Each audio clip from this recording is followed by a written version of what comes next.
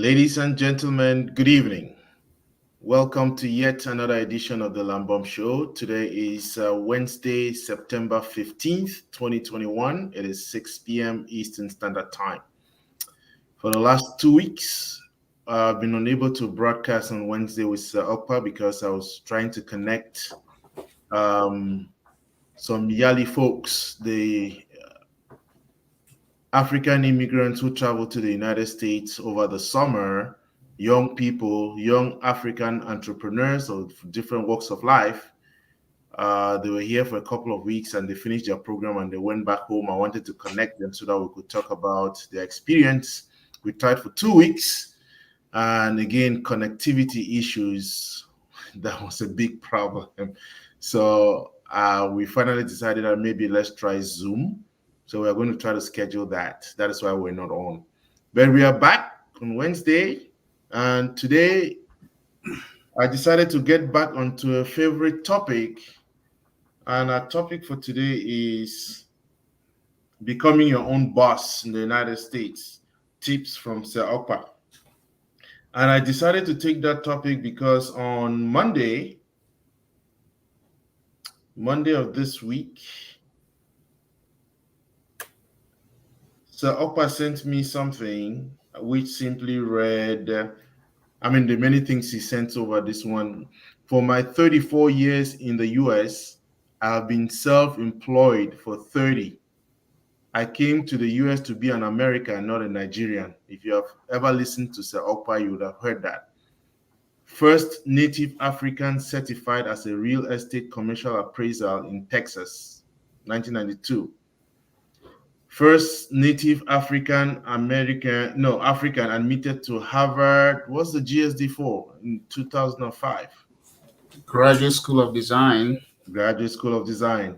First Native African or immigrant to run for mayor of a U.S. major city in less than 8 years of becoming a citizen. I wrote the in-house policy on how to liquidate failed financial institutions' assets in 1989 as regional appraisal manager for US FDIC in charge of 8 states. My appraisal review comments helped put some who defrauded financial institutions go to prison. I'm first Native African to have completed more than 60 hours with Dallas Police and Dallas FBI CA programs. I have relationships with law enforcement folks, and currently serve on Dallas Community Police Oversight Board, etc., the only foreign-born. I can do all this because I'm self-employed and own me. No supervisor or earned vacation time. I do what I want. And I just told Ed Okpa this evening when it came on that I want to tap into his bragging rights. And he told me, when in Texas, it's not called bragging. What is it, Ed Okpa? If you can do it, if you can do it or have done it, you just sharing information. So again, welcome, Ed Okpa. It's been two weeks. We've been away, but again, I think it's a good place to start. In my intro for today, I talked about many of us are involved in the 9 to 5, 9 a.m. to 5 p.m. grind. And for some others, they have 2 to 3 jobs. There are many people they have to answer up to others. No, but I think very few people end up being bosses, isn't it?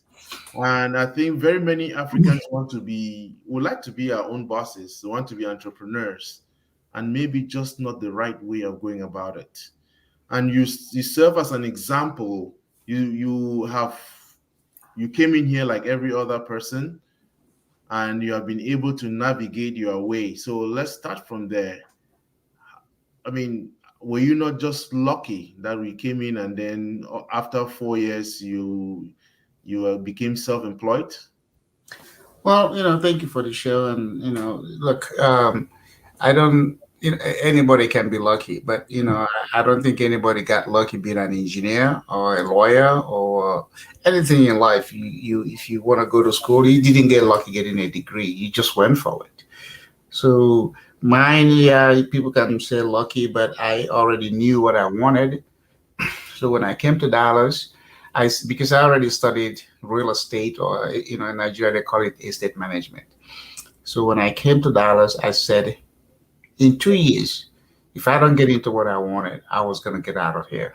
I, I, I wouldn't just be in America for the sake of being in America. So I decided to, but once I said it, I didn't ask my uncle who came before me. I didn't ask anybody from Nigeria because sometimes what kills Africans is you go asking questions and you're asking somebody who hasn't even challenged themselves to challenge to give you something to challenge. It's not going to happen. So when I came, I looked around, people in my community. I saw what they were doing. I said, no, I'm not going to do this. But 2 years is enough time for me to figure out whether I want to be in America and just do any job or bounce around just because I'm chasing the dollar, or go back to Nigeria and do what I already wanted to do, that I was already doing. So I made up my mind and I started networking. I started, meeting people, asking, hey, especially white people, because there are not too many blacks that are in real estate, the way I do it. So I got into it before 2 years. And I did. Yeah. Even when I got the job, my uncle couldn't believe it because I told him, he was the one that told me, hey, you went to school in Nigeria, you have to go get another 1+1 or 2+2 to convince somebody. And I said, no. My father told me 1+1 is 2 anywhere in the world. The difference is the attitude and the confidence to express what you know. And you know what? When I went to interview for the job, because I started doing real estate research work. I didn't want to be a broker. I didn't want to be agent. I wanted to understand how information, with regards to real estate is used. And Lambert, let me tell you, one of my good friend, we've been doing real estate for a long time. He's a white boy. You know what he said to me one day? He Yep. said, Edward, we're not in real estate business. I said, what business are we? He said, we're in the information business. Because if you can act on information in America, you can get ahead. So that kind of changed my perspective. But so the first white guy, I've always been white people, okay, because that's the industry they dominate. Um, Gave me a job, and I was referred to him by this professor at the University of North Texas. He's still a friend of mine who just wrote on his business card, to that guy, say, hey, look, this guy has a potential. You see what you can do, with him or for him. So I went to him, and he interviewed me. You know what he did?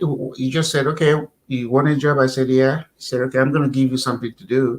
If you can answer that question or do what I'm giving you, you get hired." I said, "Okay, fine." It wasn't even anything that has to do with real estate. It was about interpreting a land surveying, what they call field notes. If you ever seen a survey, you see that a survey goes by, meets bounds, distances, direction, 100 feet northeast and this feet southeast and blah, blah, blah, until it comes to the point of beginning. I learned that in Nigeria doing surveying. So I walked into this white man's office. He gave me that and said, go over there to the corner of his office. Here's a piece of paper. Sketch out this description on the survey. Boom. I did it in 10 minutes or less. And I gave it to him and he was like, where did you learn this from? I said, Nigeria. He said, really? I said, yeah, I took surveying courses, in Nigeria. And so I can read any survey description. I can read it, sketch it out. You know what? He said, you hired. I couldn't believe it. He said, nobody has ever that. He would teach them, even white boys, he would teach them how to do this. I said, no, I know how to do this. So that's it. So I said to myself, I'm going to do this. I didn't check with anybody to tell me whether I will be hired or not. I have to prove it to myself. And I got into the thing. And then when I went to Nigeria, the first time was 1989, after I got my green card. So I went to Nigeria. And, my dad is not a very excitable guy. He can't excite me. So I was telling him what I was doing. I was already working for the FDIC. I had this, business card that has my name. I was like, wow. And my dad, looked at it, said, well, this is good. I'm expected. I expected that from you. So before I came back to America in January, he called me, said, "Hey, we need to talk." So I went and we sat down, we were talking. You know what he said to me? You know? He said, "I hope you didn't go to America to become a civil servant." That's what my dad said to me. A man who's never left Nigeria. He said, "I don't care how long you work for FDIC, one day you're gonna retire. And if you're fortunate, you may get a gold wristwatch or something, but it's not your own. So why don't you go back and do something for yourself?" I said, "Dad, look, I've been in the country for less than 5 years. I didn't go to school there." He said, "I don't care. You go over there and go do something for yourself." So Lambert, when I was working for FDS in 1990, I was earning $60,000. Okay. Hmm. For an immigrant, I had no, I don't have it. I have never had a student's loan. My car was paid for. My apartment, I was paying a rent of $290 in a month. I was flush with cash. And I left that job. In fact, at the time, the FDIC wanted to post me to Washington, D.C. in the corporate office. And I said, no. I told him, I said, I'm like Jesus Christ. When he got to Jerusalem, everybody was excited. He said, "Hey, I'm passing through. I haven't come to stay." You know? I said, "I'm passing through FDIC. I have not come to stay." Okay. So here I am. So why boys were even asking me, "Edward, what are you going to do?" I say, "Wherever the wind blows me." Do you know when I was running for mayor in 2007, I ran into one of those white boys who was working with me at FDIC. And he said, "Edward," I don't remember the guy anymore, but I remember his name. He said, "Edward, man, how are you? You doing good? You running for mayor?" I said, "Well, yeah, I'm an American. I got to test this citizenship. It's not just to go back and forth and flash my blue passport. I got to test it." you know, I mean, and he said, "Man, Edward, you don't know what you did that that that impacted him." I said, "What?" He said, "When you were leaving FDIC, people ask you, what are you gonna do? You said, I'm gonna go to wherever the wind blows me."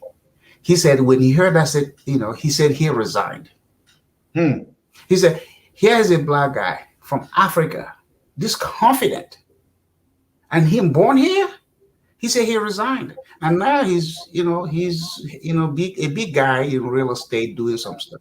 And I was like, "Oh wow, I never knew that." But that's my attitude. I don't, Nigerians that are from my village or people I knew from home. Even when I got my green card, some of them didn't even know how to get a green card. I ran into one lady who's like, "Hey, I'll do it for you." And when I told my Nigerian friends, "Oh my God, how can it be? You just came here 6 months, you're getting a green card." I said, it depends on the person. It's not how long you've been here.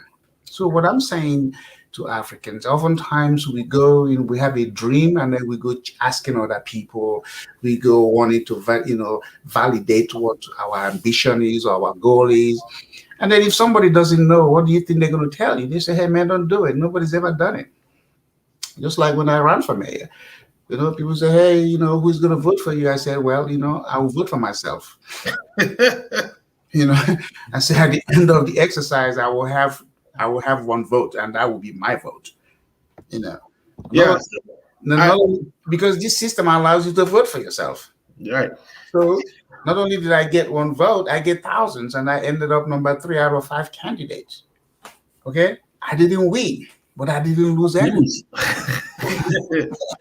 And then my name got out there in the community. People know Okpa. People, oh my God! I mean, I was like, "Oh, I love this. I loved it. I like the debate."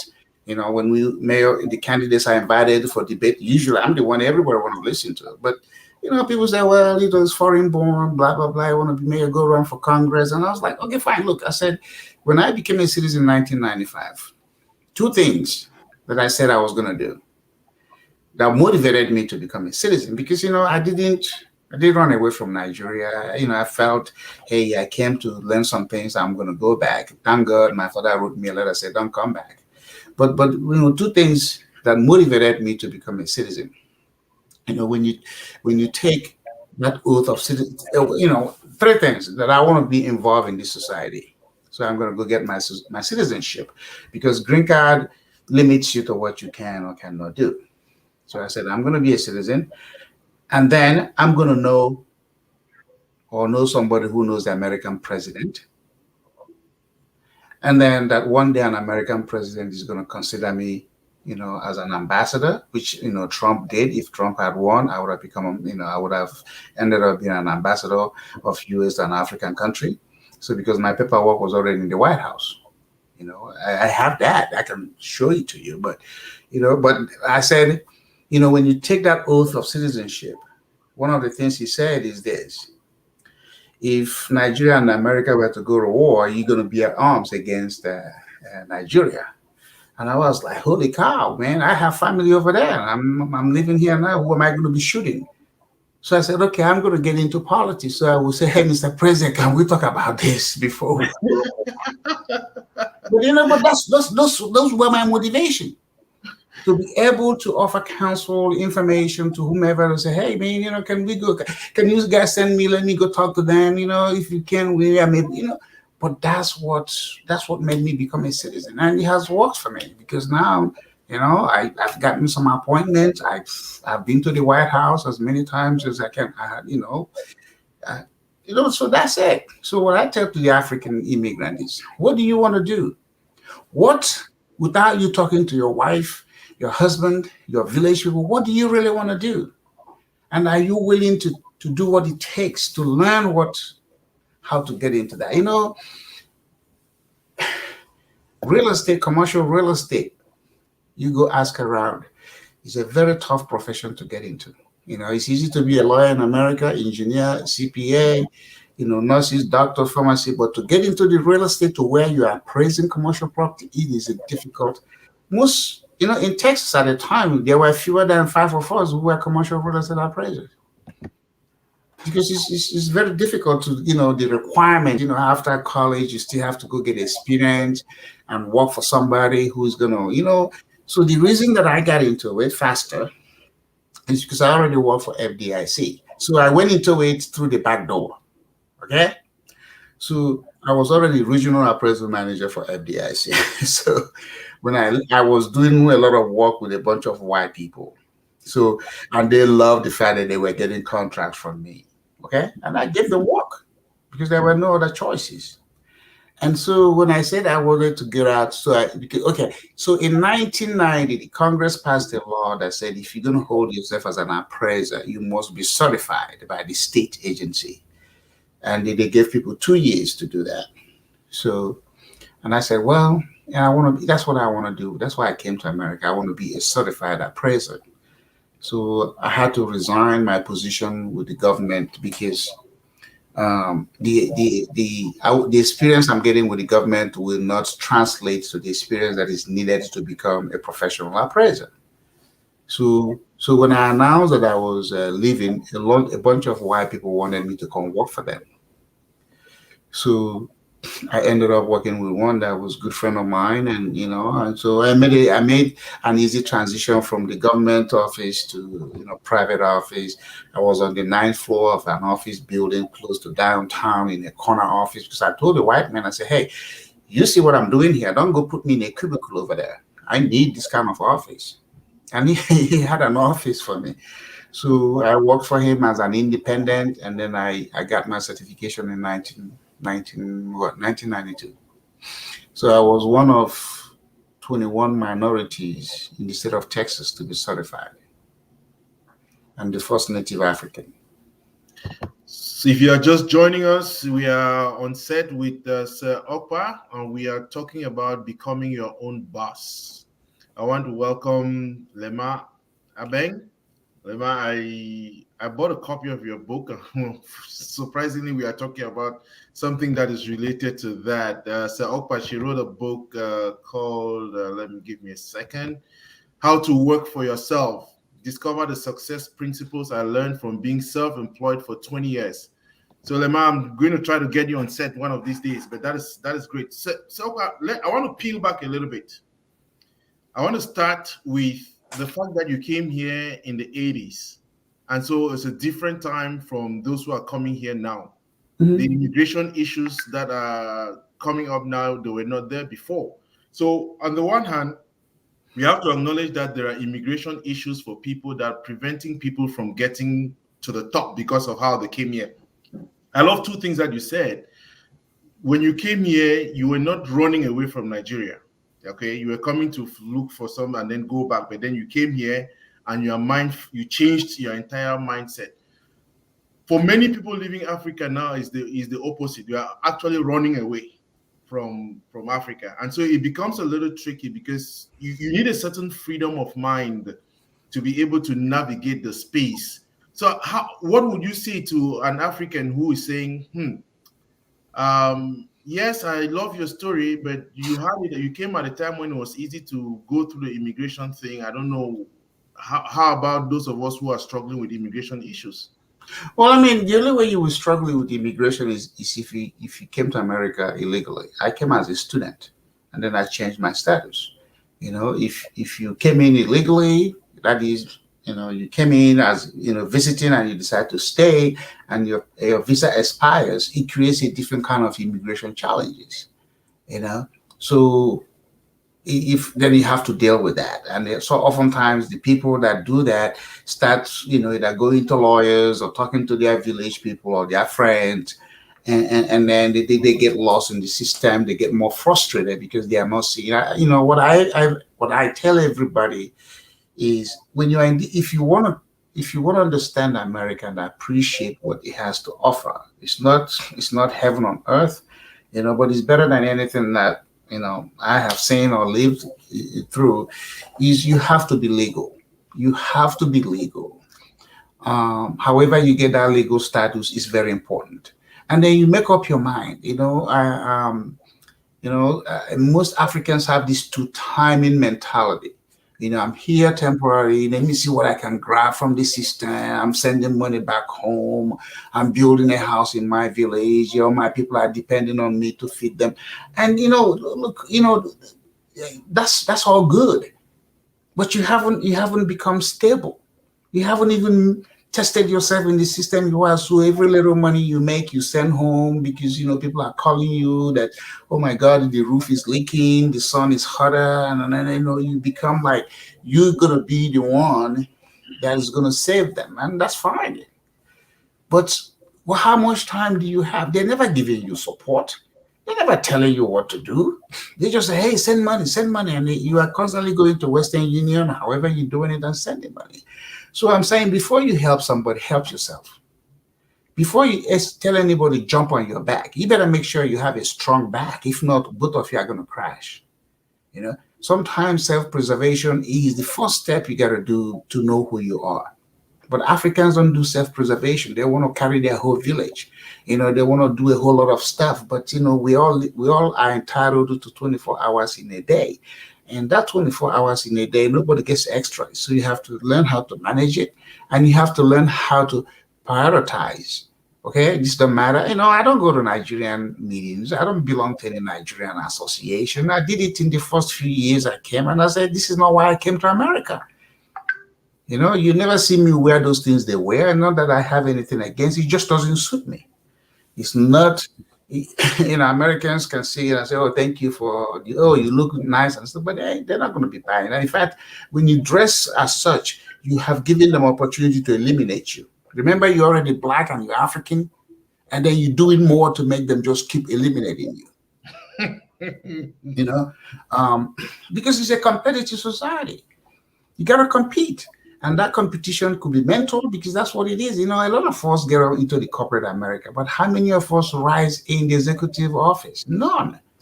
We think it's just, doing the job and, dressing the way we dress. Or, when America say, hey, man, let's go hunting. How many Africans go hunting? How many Africans even take time to ride back? You see those bicycle things I ride? I meet people on the way. Because, there are a few Black people that do it, and they're talking. Sometimes these are CEOs. Hey, man, can we ride together? Sure, we ride and we're talking. Hey, man, here's my card. Call me. Let's have lunch. Boom, things start happening. You have to find a way to separate yourself from the bunch. And Africans don't know how to do it. Of course, you look at the people that do well in our community. They are doctors, nurses, pharmacists. I mean, these are professions that, even if you're an idiot doing it in America, you're going to do well. Okay. But when you start to get into those other businesses, being entrepreneurial, investing, taking the risk and reaping the reward, or build a company and do all that, it's a totally different. I mean, when, doctors, nurses, pharmacists, I applaud them for the number of hours and years it takes them to do that. But I can't do it. I can't be a doctor, even if you pay me all the money in the world, because I can't stand blood. I can't stand people in pain. So I'm a deal guy. I'll tell you one thing that just happened a few days ago. One of my friends called me and said, "Hey man, there's a transaction that he wants to do. Can I help him?" Fine. I said, "Okay, fine." He told me what the project is. I said, "Oh, I'll get you somebody." It took for some days, I was just going through my mind. How am I going to address this need? Today, I finally, boom, I reached the guy. It's a $280 million project. Now, I'm not saying we're going to do it, but I finally reached the person who is going to help us push our proposal to the top executive. If he didn't know me, he wouldn't even come to me for that. I'm just saying, how have you made yourself useful to people? How have you made yourself available that people can even share information with you? Okay, on the 24th of yes, next, what is it called? Next Friday, next week Yeah. Friday. Yeah. I'm gonna be in New York. What am I doing in New York? There's a new African prime minister. He's a new prime minister for his country. And so somebody called me and said, "Hey, this guy is new, and he wants to understand America. Is there anything I can do for him?" I said, "Of course." I never say no, Lambert, except if you want me to kill somebody. I always say yes. I just need to know what it is you want me to do. And now I've assembled a team of Washington powerful men to take with me to go to New York. Am I saying anything going to come out of it? But that's what I do. You know what I mean? I have learned the system and I keep learning the system, but it's also about the human relationships you invest in. I invest in people not because you're titled. I like to know people, know what they do, because you never know when somebody might say, "Hey, can you do this for us?" Everybody's always looking for something. Everybody. The poor, the rich, they're looking for somebody. So it's how do you position yourself in order to even you know add content to what they're doing. It doesn't mean I'm going to do it, but at least I can push the ball closer to where they're doing. And even if it doesn't end up the way they want it, they appreciate you for doing something for them or with them. And that's what I want Africans to do. How can it be we're here in the best country we know of on earth, okay, regardless of the challenges of America, and we Africans are not participating in a discussion on how to do something for our home country. If we're successful here, we can influence Africa. But if we're just trading hours for dollars, sending money, through Western Union, that's not what's going to get you anywhere in America. You have to understand how to talk policy, how to know what policy matters, how to know your Congress people. You see those Congress people, they are very powerful. The powerful, they have influence. Because there's 7 committees who's going to vote on something that will happen, domestically or internationally. So how many of us African immigrants know our city council member who is representing the district we live in? Our state rep, whether the state rep or state senator or even the senator, then talk about the school district. I mean, this is the layers of the political people in America. Know them, not because you're going to go ask them for contract. I have never asked any politician for contract. Never. Instead, you know what they do? They come to me, "Hey, what are you working on? I can help you with." Then I'll tell them. They say, "Oh, okay, I'll make a phone call on your behalf." I said, "Good." But I never say, "Oh, can you help me? I put a bid in here." Because once you do that, and you get in their pocket, now they can put a noose around your neck. Right. So the other thing again that you mentioned in the beginning, which I wanted just to also address, is the fact that when you came in, you distinguished yourselves from the pack. And what do I mean? We all know that there's a cliche amongst us Africans that whatever you end up to do in America is a function of who picked you up at the airport. Mm-hmm. You know, many people have ended up as nurses because the person who picked them up said, "Hey, nursing is the thing here. You either do it or not." But seemingly, you did not depend on your uncle or whoever brought you in or whoever, and you decided to. Is it a function of your of how you grew up, or what is it? How did you get out of that You mix? know, I mean, good question. Good question. You know, look, I told you how I decided to come to America. I was 13 years old. Okay. And I was reading Time Magazine and Newsweek. You remember those publications? Yes, yes. Was subscribing to, I'm not that I was subscribing to. I don't know how my father was getting it somewhere. I was just reading it, and I was fascinated by America, the things I read, and I just said quietly. I didn't say, God, please. I didn't say, oh, how am I going? I said, God, here's the deal. Before I die, I better come to America. That's it. That's what I said. And it took 12 years before that thing, but I never said it to anybody. I went through high school in Nigeria. I did very well. You know, I got Division One, like, if those how they rank high school stuff. I got that. My friends were checking out those who didn't pass, those who passed, they were going. My father said, don't go to America. Go to America when you have gotten a sense of yourself and understand what you're going there for. And that's what my father said to me. And I never challenged him. And I said, fine. When the time came to go, my uncle, if America was going to be all that exciting, I would have come in 1977 when I finished high school. But my father said, don't go anywhere. Go to college in Nigeria. So I sat back and I went to college in Nigeria, worked, knew Nigeria. That's why when I read the things I read about Nigeria, people say, oh, how do you get information? Because I have college roommates, college mates who are in Nigeria, and then they will talk. And so I came after college. But my visa, I was denied visa 2 times, Lambert. I was denied visa 2 times. And then so the second time I told the consular guy, hey, look, let me tell you, I'm not desperate to go to America.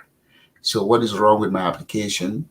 So that I can remedy it or I'll leave you guys alone. He told me, he said, hey, if you bring me this document, so you're gonna come. And I did it. I called my uncle. He sent it to me. I went back there, boom, and they gave me a visa, and I came.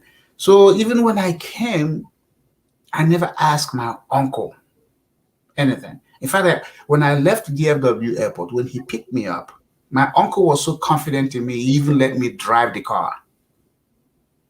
He didn't even, I wasn't even licensed. How that I was already driving in Nigeria. He said, come on, drive it. I'll tell you how to get out of the airport.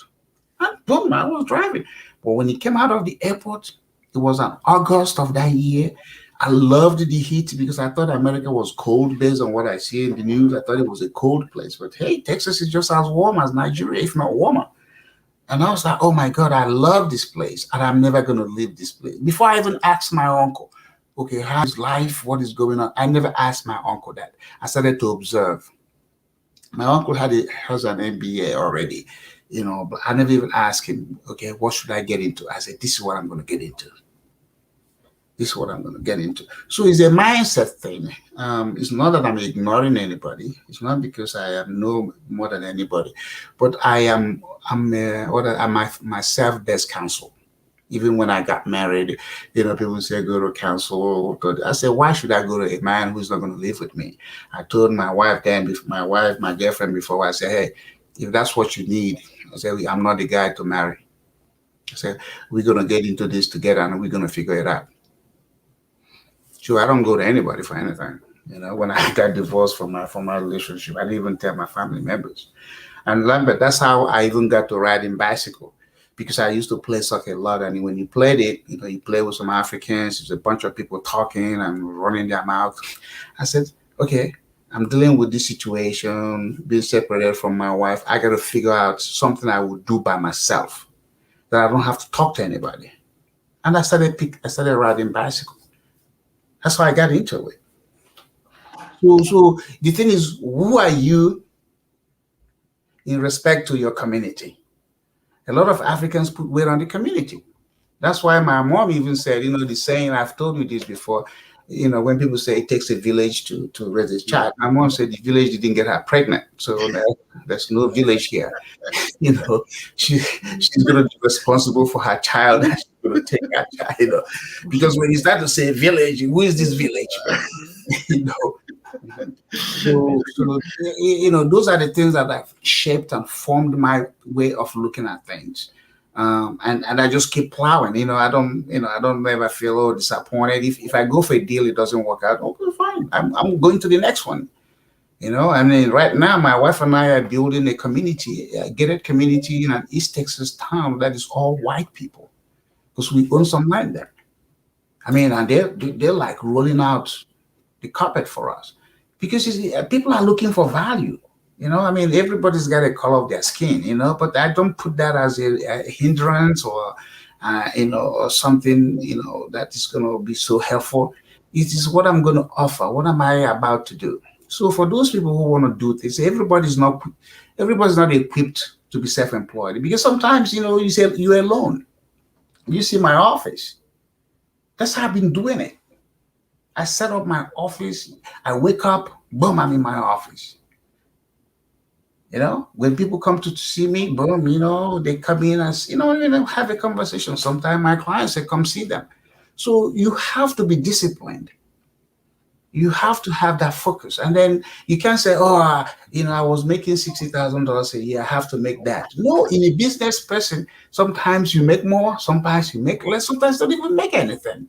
I'm not in business because of government program. There are people who say, government, have set aside for minority, da, da, da, da, da. I'm not in that business. I don't have any minority certification for my business. Because when IRS asks me to pay, I don't pay minority taxes. Do I? I don't pay minority taxes. I pay taxes just like an American. I don't look for a fraction. If you depend on a fraction, how you never get ahead. So I go for the whole, and whatever I get, fine. But when you start to say, I'm minority, let me go for minority business, people start to put you're already down, they put you in that category.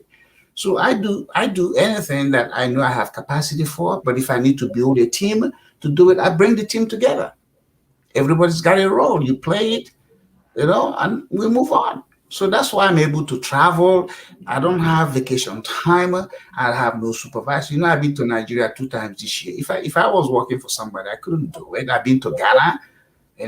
These things are scheduled, and I'm gone. So that's part of being self-employed, the liberty, the freedom. But why are you doing that? You're processing things. You never know who you're going to meet in an airplane or what you're going to see in the country you're going. If I tell you what is going on with Ghana now, the sort of things that are coming out of this, you'll be blown away. But none of them have led into a contract. But I'm happy that the conversation has started. If you're just joining us, we are talking about becoming a boss, becoming your own boss, becoming self-employed, and we are getting tips from Sir Ed Okpa. And the third thing that you mentioned today, which I think is crucial, is about what kind of business are you in? Your colleague and you said we are in the information business, because I think that is key. And just to link that up to our previous point, we are so focused, so narrow-minded in the way we want to go about, because somebody came here and became a nurse, all of us have to go that way, and we don't even want to find out information about other things. And I think one of the other problems we Africans have is that we don't know how to share this information. Yes. People get it and they want to. And so I think one of the best things to do is to look for ways in which to share, look for information. You want to be self-employed means that you want to find your own path. So what is the best way you think about, because I know we have talked about this before and you have even mentioned it, I was going to say that as a fourth, but what's the best way of getting about this information? How do you go about seeking for this information which can help you to become a better person, become your own boss?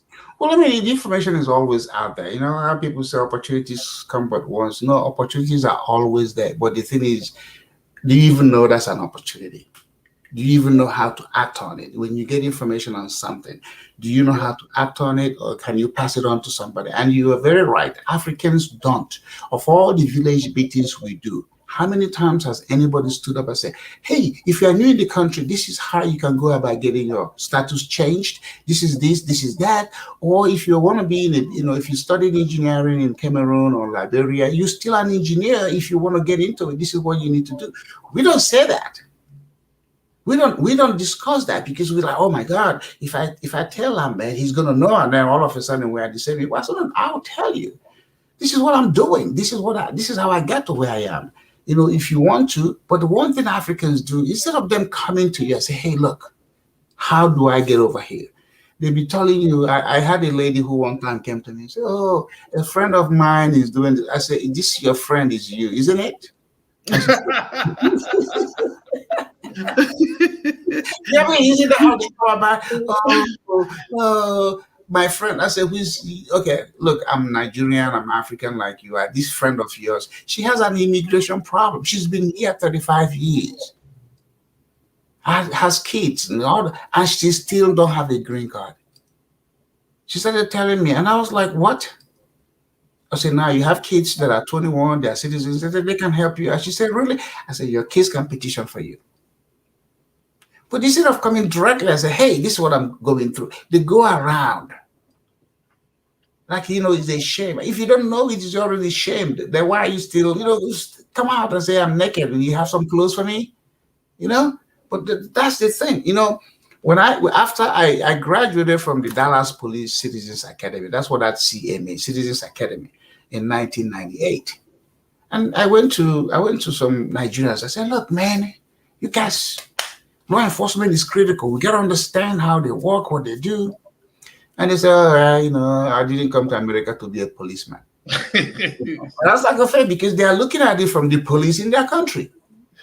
But here, the police is a career, is respected institution. You get a lot of benefits and perks and stuff. The one Nigerian who joined that time, a friend of mine. Now he's a sergeant. After college, he couldn't find what he wanted, and he joined the police. And he's now at least a good 25 or so years into the force.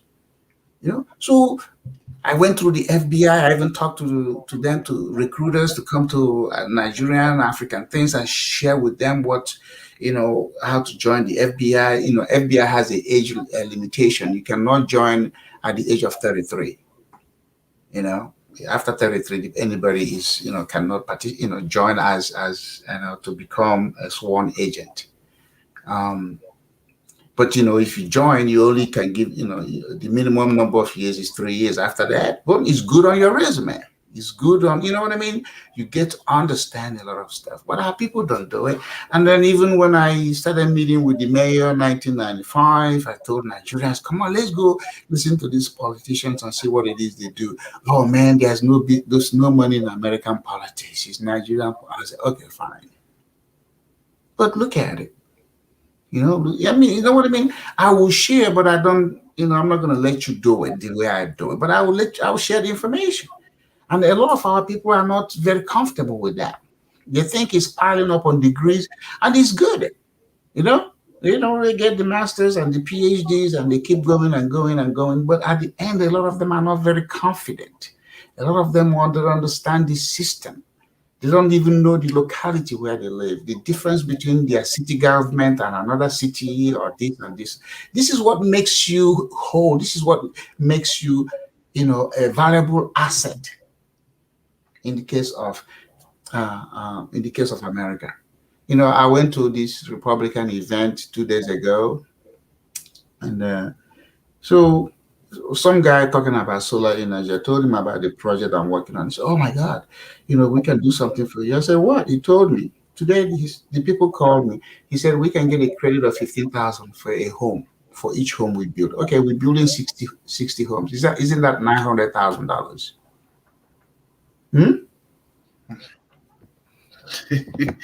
Absolutely. But just because of conversation. So now the package is going to come. It's going to be, how do we fit it in? I wasn't going there looking for that. But from just hello with a drink, hey man, who are you? And I love the fact that when I go, I'm the only black. Shoot, I don't have any problem with that. So people are going to notice me.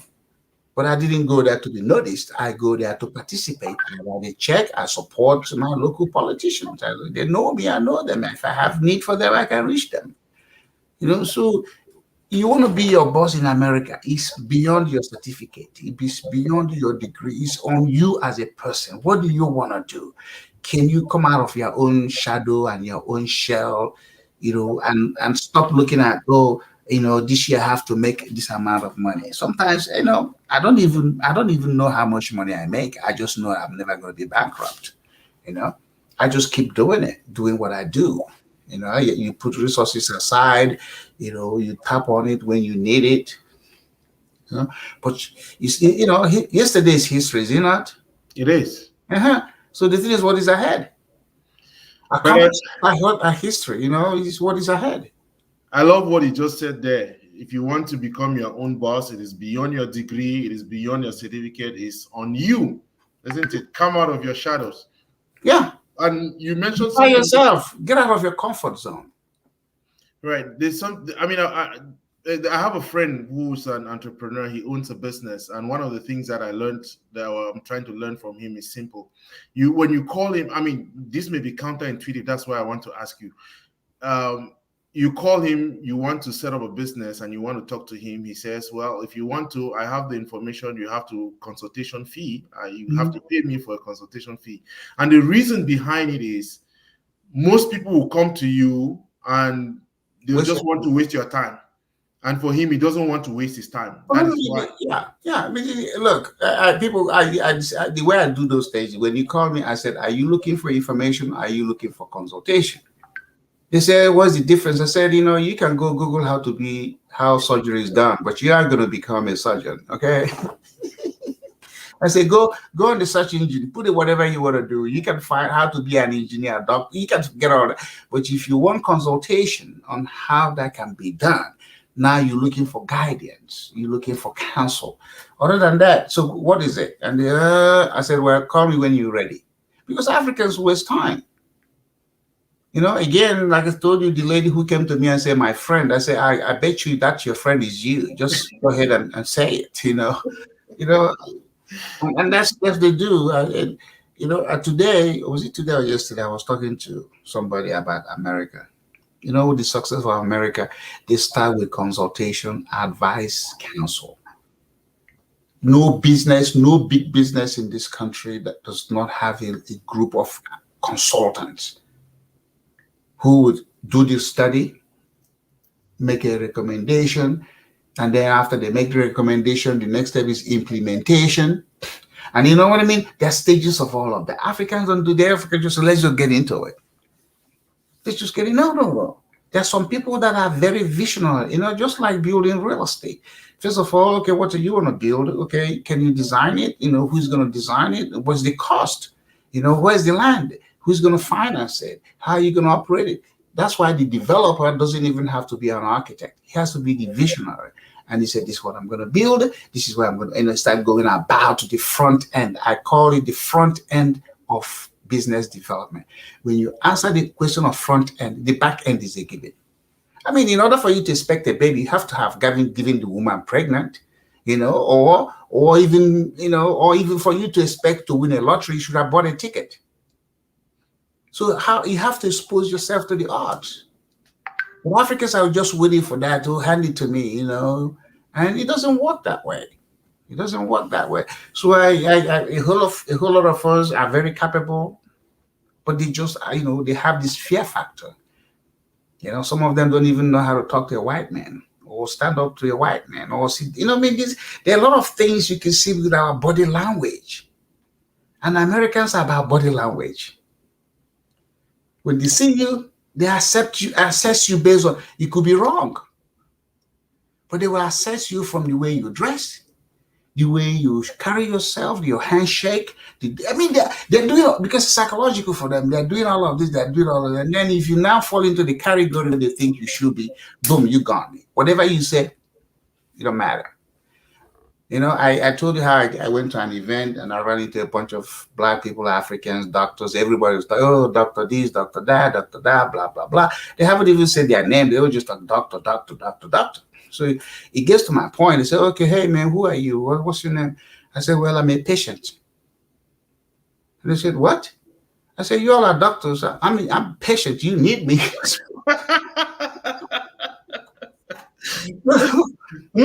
I'll say, hey, my name is John, and they try throwing out doctor, one of these doctors. I say, okay, fine, I get to be. But guess what? I was what everybody now remembered. Who is that guy that says he's a patient? He's crazy, you know? So that's what I'm saying. Who are you is not about your title, or Africans do that, doctor, professor, and you find that sometimes they're teaching in a community college, they're not even tenured, but they want to throw out all this big title stuff. I'm just saying, show people your human side. If your human side appeals to them, they will be interested in the other things you do. But if you just come out and throw out all this other stuff, they're just gonna like, So we like titles, but I don't care about those things. Yeah, the next thing again on this, thank you for that. Again, if you're just joining us, thank those in the audience. If you have questions, please come send them our way. But you talked a lot about networking, because I think in all of this, one of the greatest forms of success for you is the network that you have. You have quite an extensive network. And again, you just mentioned the fact that who you are is not about your title, but that human side. And I think for us, the networking has not gone beyond our communities. And I don't think there's any problem with networking within our community, but it's just that it's. But you're networking with people that who's not going to challenge you or make you go for. I mean, I tell people in Nigeria, I say I wasn't hanging out with you in Nigeria, and then we came to America because we didn't know anybody. Let's just first, hey, familiarity. But then I found out that there's nothing to be familiar with, because all we all want to do is sit in their corner and say, oh, white people do this. So if you don't like white people, then go back to where you came from. I mean, a lot of them just, the church they go to is, I mean, fine, have your community, but let it be the community that is enhancing you, making you want to do more, not the one that keep telling you, oh, you got to do this way. Remember when I came, Nigerians, they were not buying homes, especially in Dallas, Texas. Because when they hear mortgage of 30 years, they say, oh my God, 30 years. Oh, like you're going to die in America. No, a lot of them are putting in 40 years. And they have, I remember when I came, there was these two Nigerian guys. They lived in an apartment complex. One of them I went to high school with. So his roommate is and somebody else. And I go to visit them. They had all these boxes in their apartment. And I was like, what are you guys buying here? They said, well, they're going to be going back to Nigeria.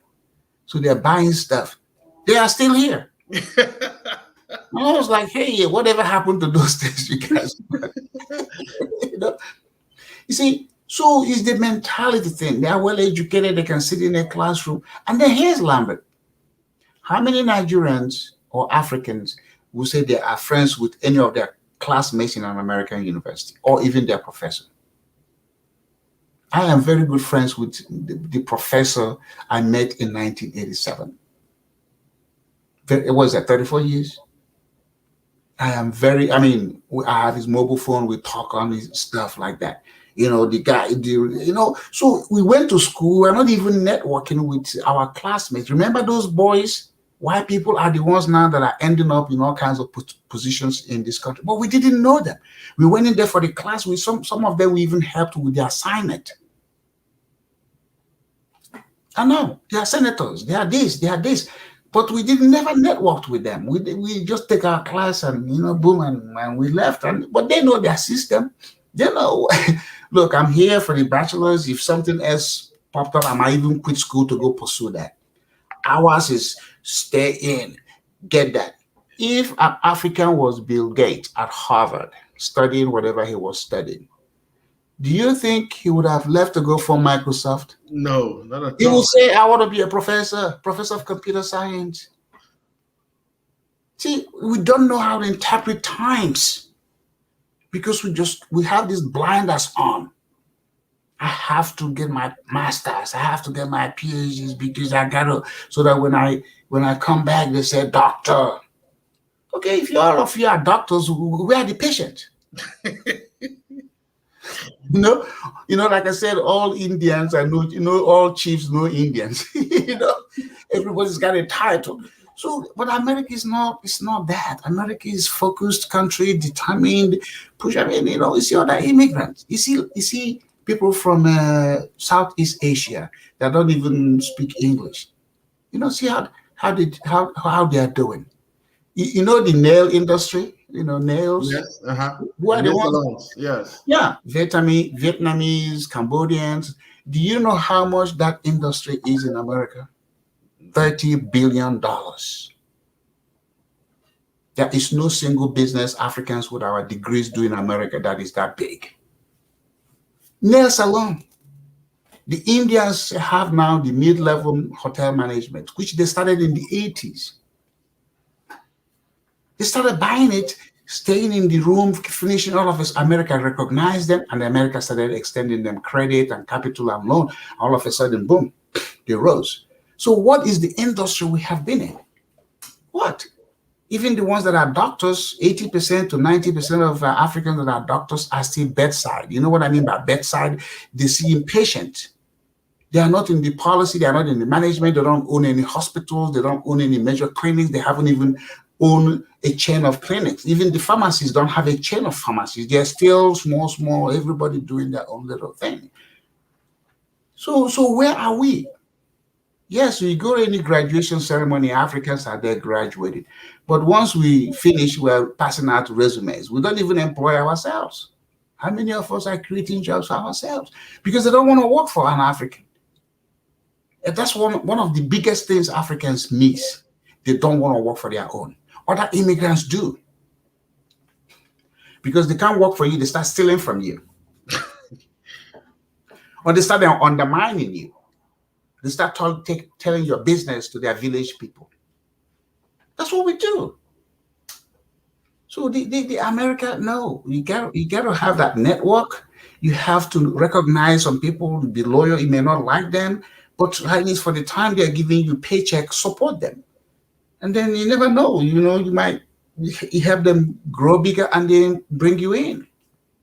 But we don't do that.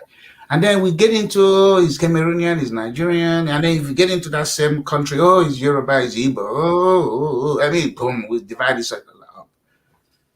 Other people may do it, but they don't do it to where they undermine themselves. Africans undermine themselves. Yeah, I mean, even within that context of networking, the problem is the opportunities to network with outsiders is far and betwixt, because where would we find these opportunities to network? Well, I mean, events. Some of these political things I go to, nobody's ever asked me, are you going to vote for me? And the people that attend these events are business people. The majority are going to be business, with very few people who may be, because, you got to have time to leave your job at 4:30 and go to an event. You don't even know what you're going to meet. You say, you write a check. $300 check ain't going to, put a hole in your pocket. But Africans will write it to their village association, which ain't going to get anything out of it except when they do this, I'm sure you attended some Nigerian thing, and they say, Lambert, give us a donation, and they carry plates going around. But in America, the fundraisers, they write big checks. They don't go dancing before people and to do all that. So that's networking. How do you maximize your presence in America? Because we're already present, but we are not maximizing our presence. We are not owning commercial, community banks, credit union. You go to any particular zip code or census tract, they say, okay, this is where a whole bunch of us are. They can see our businesses. No, we don't have that visibility. But you can go to some neighborhood. They say, Chinese, Chinatown, Vietnamese days, this. America notices those things, and banks notices those. That's where they start to extend you credit, make you loans to grow. Because the better, the more you grow, the more taxes you pay, the more whatever you do. But for us, where is our community? Where is the African community in America? Where? So the networking is, it could be It could be ghetto, you get a ticket, you dress up with yourself or your girlfriend or your significant other. You guys go. You sit at the table, have no expectations. You never know, somebody might walk up to you and shake your hand. Hey, who are you? What's your name? What do you do? Well, I'm this. Okay, hey, here's my card. It's a dynamic thing, constantly going and constantly meeting people. Everybody, like I said, everybody has a need, and those needs are in business. What are the two things people pay you for? Service or product. That's it. So somebody might say, hey, can you do this? Okay, yesterday I was just talking with some group of white people about something, and one of them has come up with this technology how to process plastic and turn it into diesel and all that kind of stuff. And he said, oh, there's a power plant in Virginia they've built that if I want to go see it, because it's a proof of concept. And I said, oh my God, I went to Ghana. Oh shoot. Garbage everywhere. I mean, geez, I mean, Nigeria, Cameroon, Liberia, we are not very good in keeping up with the physical waste system. And I said, hey, sir, it would be good if we can build a regional plant somewhere and just collect all the plastics there and process it. He said, yeah, let's do it. What do you need? As I'm talking to you, I saw an email from him. Casual conversation. Is that a contract? No, but at least. And he said, oh, he will provide the financing. But the thing now, you start go over there and then they want to ask you bribe. I told you, if you make money under the table, you bump your head under the table. If you make it on top of the table, the sky is your limit. So Africans want to make money under the table. That's why they keep bumping their head, because it's a physical limitation. And I tell them, I say, why should I have to bribe you for something that's going to benefit your country? You should be the one bribing me for bringing it. But they kill deals. It's like, how are you going to give it? Because everything they do is temporary. The minister doesn't know how long he's going to stay, so he wants to grab. The permanent secretary don't know. Everybody's in a hurry to grab, and then they kill the country. They kill opportunity. We got to change that mindset. And that's the same thing a bunch of these people brought here. They haven't changed their mindsets to even see what is possible for them to do. They're still caught up in their own, what they left behind. Like I said, I'm a Nigerian, and my heritage and my ancestry is always known. But I'm not going to come here and wear it as a badge. Like I dress, do all of it. That's fine. Have you ever seen them dress like that in the office? It's at night. When I go to these parties, and you're a chief at night, if you want to be a chief, be it in the daytime, wear those things and go to work. and see how long you will last. I mean, nobody will fire you because that'll be discrimination, but you ain't going to make any progress in that office. Thank you very much, Ed Okpa. I want us to end on one note with something close to your heart. Twice you ran to be the mayor of Dallas. You did not lose and you did not win. Yes. But that points to something very important that most of us do not take note of. Getting close to political power within our communities. And that is probably because of the nature of politics. Most of us condemn the politics on the continent. We'll have opportunities here to do something within the political sphere. I love the phrase that you used this evening, test your citizenship. Test your citizenship, which is why you decided to get into politics. Mm-hmm. Well, not get into politics, but decided to go run for office. Mm-hmm. I think it is one way by which you can help to become your own boss, because Yes. you need to have time to be able to engage in that. What advice would you have then for African immigrants who are struggling with these political things? They don't have time, they don't have the interest to do any of that. Well, the thing is, if you don't have time, you're not going to make time.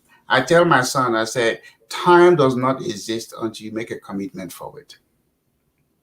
Time doesn't exist until you make a commitment for it. That's why we say 4 o'clock, 5 o'clock, 6 o'clock. So you have to say, okay, of all the things I can do, which one am I going to cancel? Oh, I have the time to go do it. So going to this event, you have to commit. But sometimes those events don't happen on weekends. Remember, Africans love the weekend things. Saturday night, Friday night, Saturday, Sunday. So that's why if you see all the events they schedule it over the weekends because a lot of them cannot afford to leave their office on the daytime to go and say, oh, look, I got it 4 o'clock, I gotta go. No, your supervisor will say, go and never come back. So it's also about the time. And then it's an investment. It doesn't take a whole lot of money. I mean, my congressman position, the first time I met him, that was 21 years ago. How much check did I write? $300. But guess what? That amount of money I have, it has come back to me in many, many. Oh, by the way, I'm telling you, I'm thinking of running for Congress in my district. That is great news. Yes, I'm thinking about it. I have till December to decide if I'm going to do it, but I want to go to Congress because, I know what it takes. I know how to do it. I have name recognition. It doesn't mean I'm going to win, but I want to because that's, how passionate I am about the country I live in and in the state I live in and in my district, So am I saying, oh, I'm going to win? Should I want to win? If I don't, again, is another boost, is another credibility. When I met George Bush, the junior, we were talking. He said, hey, man, what are you doing these days? I said, hey, man, I ran for mayor. This after I ran for mayor. And he said, okay. He said, but guess what? He said the first time he ran for Congress, he lost. I mean, the only time he ran for Congress, he said he lost. But guess what? I ended up number 43. How about that? I mean, this is the former president of America having this sort of conversation with me. He said, and so what? Keep going. So a lot of people get hung up on, I don't have failures in my life. Things just may not turn out the way I want it, but I guess there's no failure. Because failure is when I say 5 times 5 is 25 and you give me the answer of 24, 26, you failed that particular test. But in life, it's all experiences and they all add up and they all make who you are.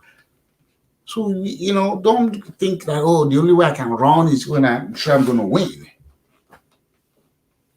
No, just get out there. Because your community, people are going to notice you.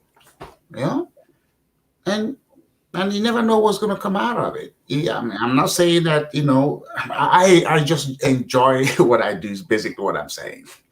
I can't trade it. If you give me a job to where I got to be in somebody's office 8 to 5, I will feel like I'm in prison. Because now I have to account, I have to be there. So yeah, I like assignment, I like task. Give me a task, give me the timer, and then let me go do it. If I do it in one day, I'm done. I move on. But I have to show up, even though my wife is the same way. My wife now, since we got together, she's worked for herself because she see me do these things. And then she like, and I always tell her, I say, come on, go. She's like, no, I'm not going. If you go, I go. So she's built her own clients. She has her own clients. She has, 3 or 4 laptops in front with different clients. She's doing stuff. And she's doing their thing. So get out there, hang around Africans that are doing certain things you like and ask them, what does it take? How did you get into it? If it means paying them something, pay them. So that way they can come back with you. Consulting is good. Don't go and say, oh, my friend is, no. Your friend is you. Just say it's you. There's no shame in it. So that's what I love it. I like to see a bunch of us doing more and better than what I'm doing. But I wish you were here. I would have said, come with me. Let me go show you the project we're putting together in an all-white town in Texas, East Texas. And the first day we get over there, they're like, oh, my God, this is what we want to do. You guys are at the right time. And my wife and I are looking at each other like, are these people for real? And they started telling us what they're going to do for us. So we're not even in the urban area. I'm like, and then from there, they invited somebody else to come talk, to come listen to our presentation. And that guy said, come to my own town. We'll do the same thing for you. You see? So I tell people, so one of the guys always say, oh, Edward can talk. I said, yes, sir. I say, if I lived at the time of Jesus, I would have been one of his disciples. Because, hey, Jesus talked. People talked on his behalf. People shared his stories. I said, why are you ashamed of talk? As long as what you say makes sense, somebody's going to be listening. Somebody's going to be listening. So that's why I don't know. If you say to talk, I'll talk, but I will talk about what either I'm doing or want to do, and I will share it. It doesn't mean, oh, don't share it until you get it done. No, real estate people talk about you reading the paper all the time. Oh, this person is proposing this deal. Sometimes it makes other people want to talk to them about, oh, what are you working on? But if you keep it quiet, you're not going to get that reaction. You're not going to get that reaction. So you got to say, hey, I'm working on a concept. This is what I'm working on. Oh, really? Hey, how about this? We can do this. Look at the solar energy. Assuming that was the key now, happens $900,000 just because I stopped. Thank you very much, Okpa. And I think we'll continue the conversations as usual. I love this topic. I'm sure we'll come back to it from time to time. Again, if you feel like you want to take part in these conversations, join us, share the video, like, share, subscribe to our YouTube channel, and we'll continue the conversations. Thank you all. Lemar, I'm looking forward to inviting you. Let's talk about your book. I'm going to reach out to you, as I said at the beginning of the show, how to work for yourself. And if you want to check out things about Lemar has been an entrepreneur for 20 years or more, she said. So I like to offer Lemar this opportunity. That is her site. Okay. So that's lemarabeng.com. Check that out. See what she has. She has written a book. So Okpa, I've been planning to write a book about you because you have too many stories. Let's get on that deal. But any last words, Okpa? Well, thank you for always having a conversation that provokes. The whole thing about is to provoke people. Provoking doesn't mean insulting. It's to challenge your mind and say, hey, I can do this, or this is within reach. That's what I try to do. I like to provoke conversation. Some people may interpret this anyway, and my out is this: of all the things that Jesus did, he was crucified. Okay, so don't think everybody out there is going to like you. If you're in the business of looking for people to like you, you're not ready to live life. My father told me, if you go to America, don't call me about racism, because if I can't deal with racism, I can stay in Nigeria and deal with tribalism. I have a choice. He said, and don't call me and tell me people don't like you, because I'm your father. Sometimes I don't like you. So all of those things have ended up forming who I am. People have called me the N-word. Some white man one time said, oh, you have an accent in the way you speak. And what I said to the white boy? I said, well, you're obviously not an intelligent person, because every intelligent people understand what I say. And he shut up. I didn't want to say, why don't you understand me? I flatly told him, I said, intelligent people don't have issue understanding me. Obviously, you're not intelligent. That was how that ended, So I'm just saying, be you, but be you authentically. Be you authentically, and it can't be anything other than what God is. Some people want their nose pointed. Some people will think that they are going to be taller or slimmer or this or that. No. All of these things are God creation. I told my wife, hey, if you think I'm going to get taller, something is wrong with me. Take me the way I am, okay? I'm not getting taller. I'll be shrinking, but no taller. So that be you authentically, and you will find out that it's the best thing you can be. No, don't pursue PhD because somebody's pursuing it, or your brothers and sisters have it, or don't do all of that. Be you. And on that note, I said, you're in America is better than the country we left in, no matter what the sentiments are. That's my own take. So if anybody who don't like America, there are choices. There's Russia, there's China, there's Germany. There's all these other places. I've told I was talking to some Congolese the other day. I say, here's what it is. I say, if you are in Canada, Russia, China, Germany, England, and you're trying to go abroad, you are still in purgatory. I say when you're in America, you are in heaven. So for those of you that are in Canada, you're in purgatory, okay? You're on your way to heaven. Right. That's it. That's it. Yeah. Thank you. Lema says, thank you, Lambert and Mr. Okpa. And she also says, excellent discussion. So many success nuggets. I want to thank every other person who was on set with us. It's been a great evening. Thank you. And keep the date next Wednesday, same time, same station. Thanks and have a good evening. Thank you, Guy. Yeah. Bye.